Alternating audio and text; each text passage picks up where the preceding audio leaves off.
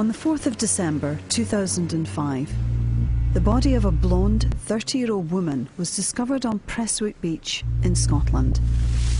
For a split second he was thinking, there is a girl there sunbathing. And then directly he understood that that's not possible, that something else has happened here. She's identified as Annie Börjesson from Sweden, and her family are told Annie died as a result of suicide. Only Annie's mother, Guya, didn't understand. She had her passport with her, so she was on her way home. Why didn't she board her flight at Prestwick Airport? And why was her body and passport subsequently found on a desolate beach half a mile away?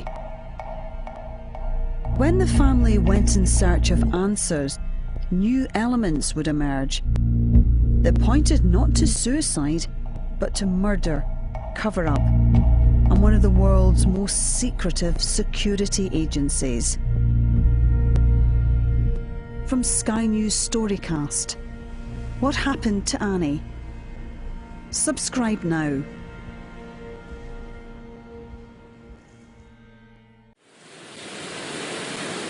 Hi, I'm Rona Dougall.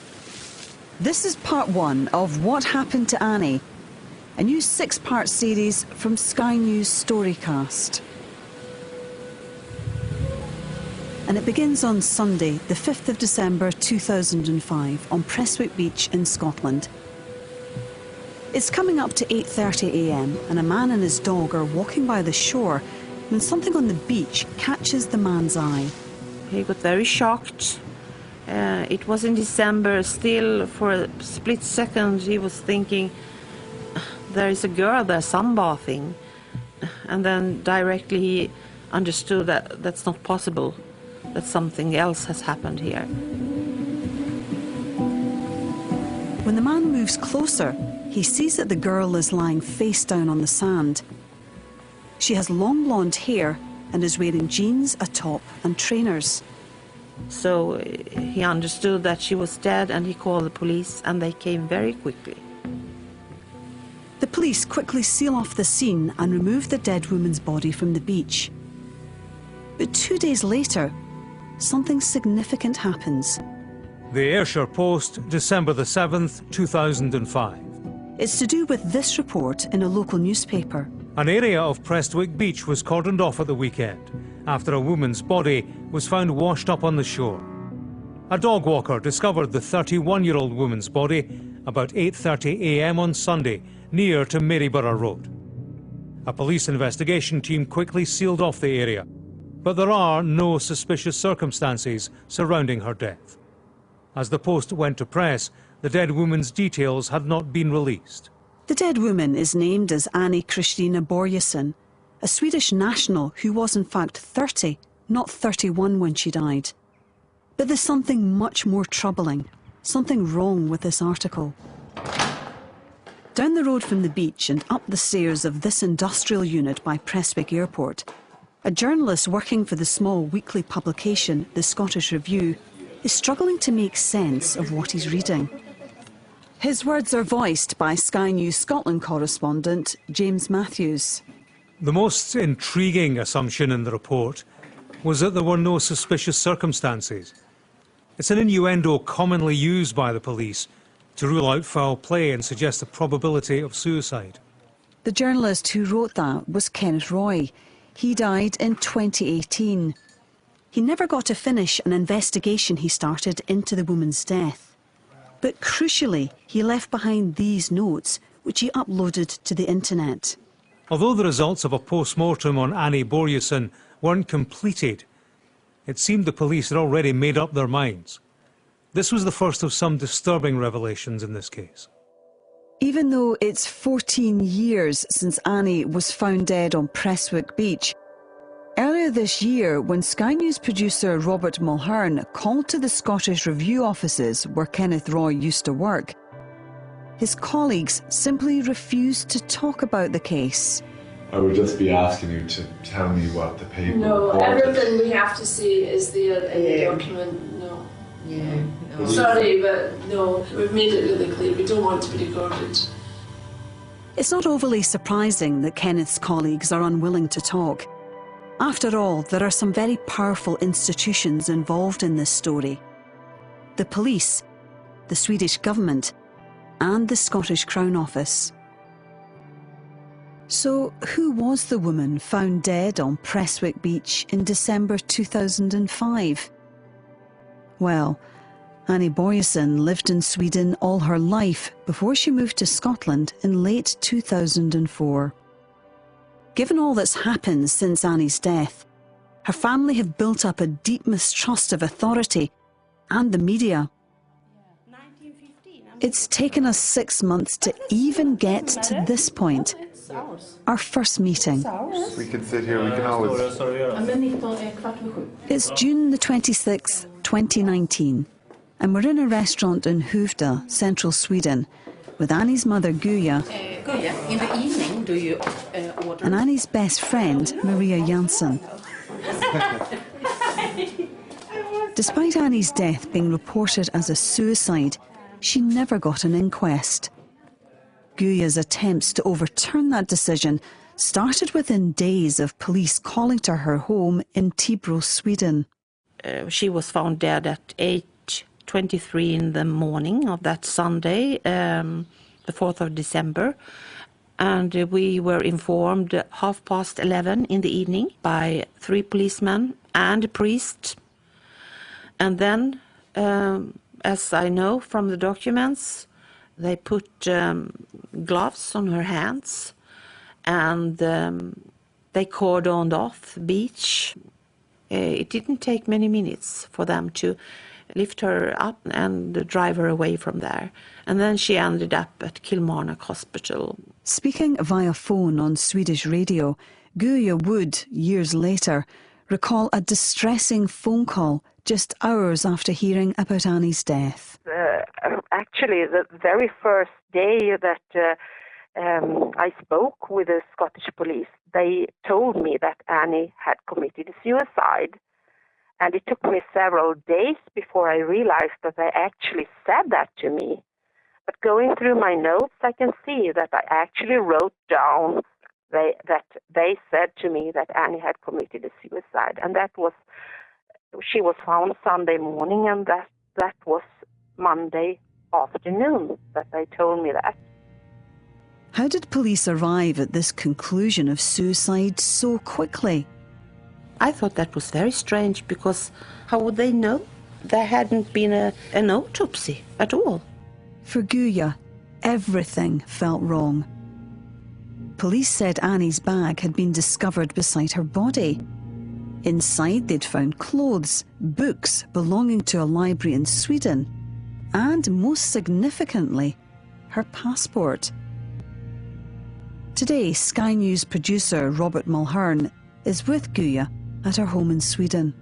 The fact that she was carrying her passport with her, you know, could she have made a surprise visit home, or was she... She was on her way home. Oh, she was on her way home? Yeah, her friend Maria was awaiting her. I knew she was coming, but I didn't know when. But she had spoken to Maria, and she was going to see Maria first, because they were going to do some Christmas shopping. And she had made an appointment with her hairdresser, also close to where Maria lives. So she was on her home. That's why she brought the library books. You don't carry around 2 library books for fun. And she had her passport with her, so she was on her way home. And I immediately told the Swedish police everything I knew about her life. Guya told police all about the important dates in Annie's story. She was the second of 4 children, born near the city of Malmö in Sweden on the 7th of February 1975. Her father was Hungarian, her mother Swedish. Charlie is 48, Annie would have been 44, and then there is Isabel, she's 40, and then there is Beatrice, she's 38. Growing up, Annie inherited her father's love of music. She even formed a band, Annie and the Wolves, with her brothers and sisters. This is her singing. När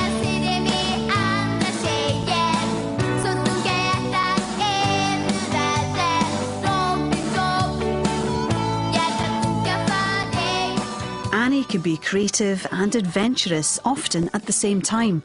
I used to say this, she liked when things happen.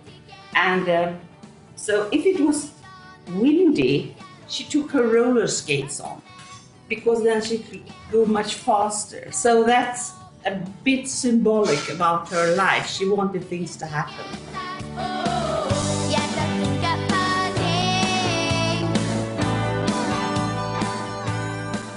Then, in 1987, when Annie was 12, the family moved to Södertälje near Stockholm. Annie finished school and studied music. Then she met her best friend Maria. It was in Södertälje at a restaurant with the name Sorbonne. It's an outdoor restaurant in the summertime where you can eat, and you have also an outdoor pub, and very often they have troubadours or a minor band playing. And the first time I saw Annie, she was dancing on the table, dressed in a blue dress, and she had her long blonde hair flying loose when she was dancing. She was a Viking woman with her long hair. She was broad-shouldered and she was much taller than me. She gave us very strong and independent look. However, she had also softer side and a bit naive side that made her vulnerable, I think. Typical of best friends, Maria would come to know all the things about Annie that no one else did. For instance, she was fluent in 6 languages: Danish, Finnish, Hungarian, French and English, as well as Swedish. And Annie was as happy hanging out in IKEA as taking in a heavy metal concert.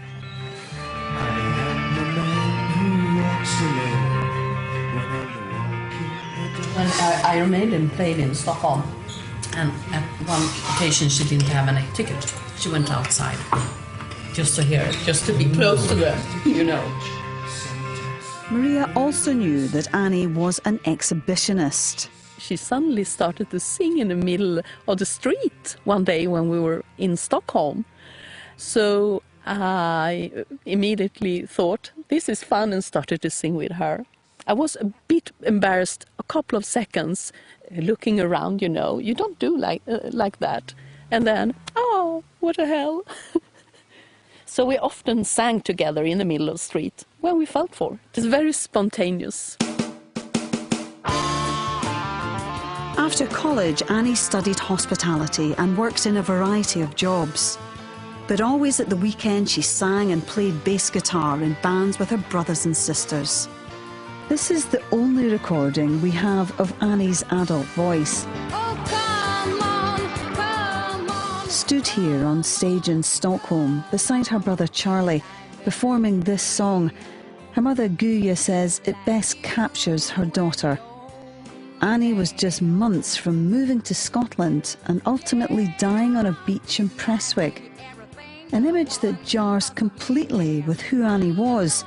A young woman who loved to sing, have fun and live life. Well, I'm gonna show you, baby, that a woman can be tough. I want you to come on, come on, come on, come on and take it. Take another little piece of my heart now, baby. In 2003, she moved home to save money for a new adventure.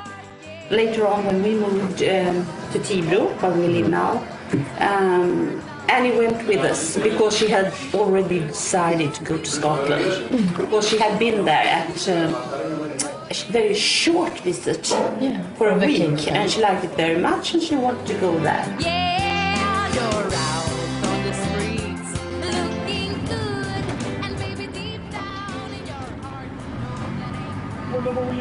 heart. 7. This is Edinburgh, Scotland's capital. When Annie moved here in the autumn of 2004, she lived here. Linton Court. That's it. Linton Court Apartments in the west of the city. We're here to try and find out more about Annie's life in Scotland.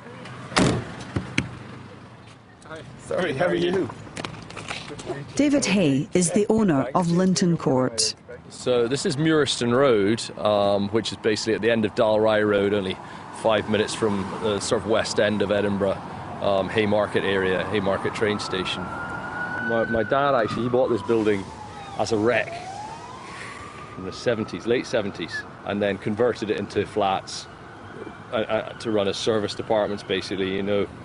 I don't think I ever personally met Annie. David Hay didn't know Annie personally. Do you know when it was that she was reputed to be here? But he knows someone who did. My name's Derek Brown, and in the evenings I used to look after the reception for them, for incoming guests between 5 and 7. And then I used to lock up the office in the evening. And how I got to know Annie was that she rented a flat in the building, and she used to come down quite regularly. She always said hello when she went out or come back in. And if I was on the desk, she would come down in the early evening and have a smoke at the door. And in these days, I smoked as well for my sins, but not cigarettes. I used to have the odd cigar. And we would stand at the door where we chat and have a cigar, and she would have a cigarette. And that's how I got to know her. And she's a lovely girl. Really was. Very outgoing, quite vivacious, very bubbly. She really was. And she was really trying to get a hold of English, you know, getting to really understand English. Derek had got to know Annie late in 2005. By then, she'd done a 6-month English language course and had got a job in hospitality. And she loved working in that whisky centre. You know, when she got the job in there, she was over the moon. I think she was quite happy the way what she was doing. She seemed that way anyway. She was never ever come in and said, "Oh, I wish I could go home," or nothing like that. She would always tell me, "Oh, I'm off to the rugby club tonight. Looking forward to that." Now I don't know if she had any boyfriends there or not, but she's certainly always keen to go around to the rugby club. Later in this story, you'll learn that a rugby player and one of the world's most secretive security agencies are reputed to have an involvement in Annie's death. But we're not there yet. Other than that, I don't think she brought any friends back. In fact, I never ever saw any friends coming back with her. She was never any problem in the apartments either. Now, we could get some noisy people in the flats. We used to have hen parties and things like that. But Annie never gave a day's trouble. She was great. I think she just kept herself to herself in the flat. After Annie finished in the Whisky Centre in August 2005, she went back to Sweden before returning to Edinburgh in October in the hope of getting a permanent job. Considering the conversations they enjoyed, Derek Brown was shocked when the police called to Linton Court that December. So, as I say, that was that day when the police came and said that her body had been found. We just couldn't believe it. 2 detectives. I think it was detectives. They weren't in uniform. And then they asked if they could get access to the apartment. But they didn't tell us any detail, obviously, because they were investigating. The police searched Annie's room for a suicide note, but couldn't find one. How did this vivacious woman, as Derek described her, end up in the sea 80 miles away?